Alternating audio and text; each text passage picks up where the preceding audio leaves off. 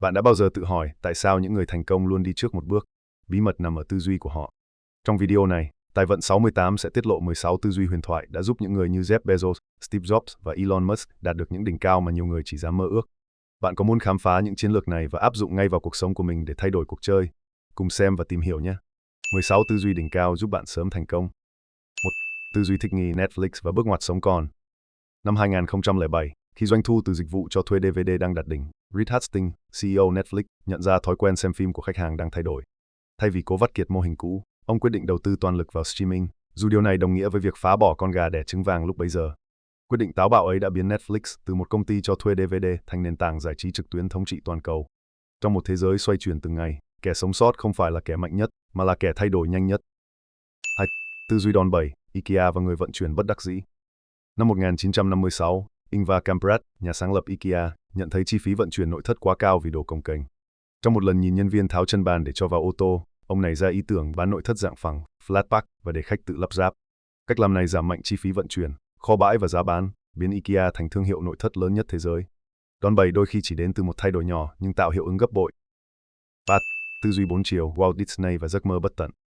Khi mở Disneyland năm 1955, Walt Disney không chỉ nghĩ đến một công viên giải trí. Ông đã lên kế hoạch hàng chục năm cho việc mở rộng thương hiệu qua phim ảnh, sản phẩm lưu niệm, truyền hình và cả các công viên ở nhiều quốc gia.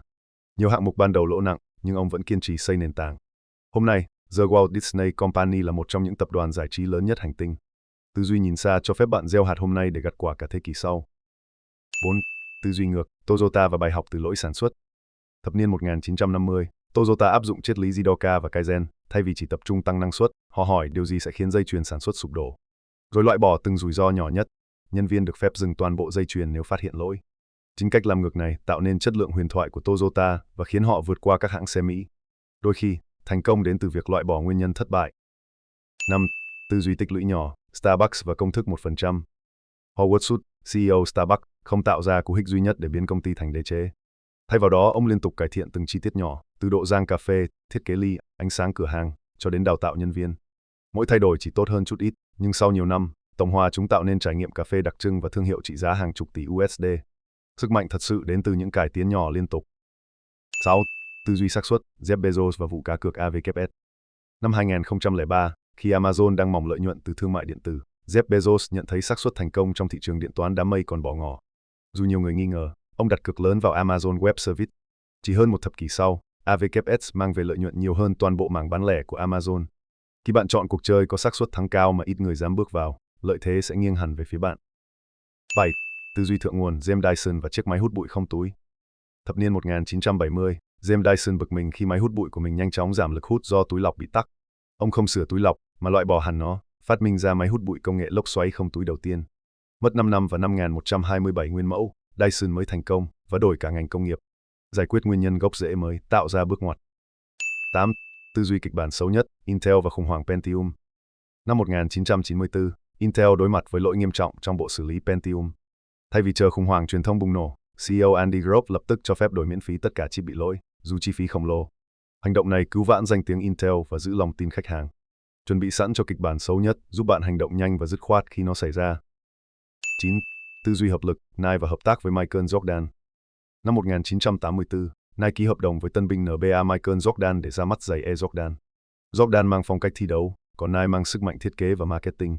Sự kết hợp này không chỉ tạo nên dòng giày thể thao huyền thoại, mà còn thay đổi cách thế giới nhìn nhận hợp tác thương hiệu, biến sản phẩm thành biểu tượng văn hóa. Khi tìm đúng người đồng hành, bạn có thể nhân bội giá trị. 10. Tư duy Skin in the Game, Richard Branson và Virgin Atlantic. Năm 1984, khi chuyến bay khởi nghiệp Virgin Atlantic gặp sự cố, Richard Branson đích thân xin lỗi từng hành khách và tặng vé miễn phí cho chuyến tiếp theo. Ông không đứng ngoài quan sát, ông trực tiếp chịu trách nhiệm như một hành khách thực thụ.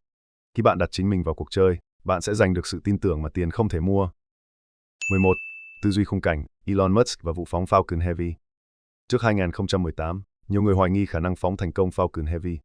Khi Musk làm được, không chỉ giới hạn kỹ thuật được phá vỡ, mà niềm tin vào khả năng thương mại hóa du hành vũ trụ cũng thay đổi. Khung cảnh mới mở ra một thị trường mới. Đôi khi, thay đổi khung nhận thức chung là chìa khóa mở ra cơ hội chưa từng tồn tại. 12. Tư duy chuyển hướng, Nintendo và cú rẽ từ thẻ bài sang game.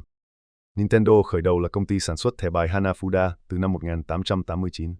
Đến thập niên 1970, khi thị trường này bão hòa, họ rẽ sang ngành trò chơi điện tử, tạo ra những huyền thoại như Mario, Zelda. Nếu không dám chuyển hướng, Nintendo đã không tồn tại hơn một thế kỷ. 13. Tư duy lấp hố Apple và cú vá lỗi iPhone 4.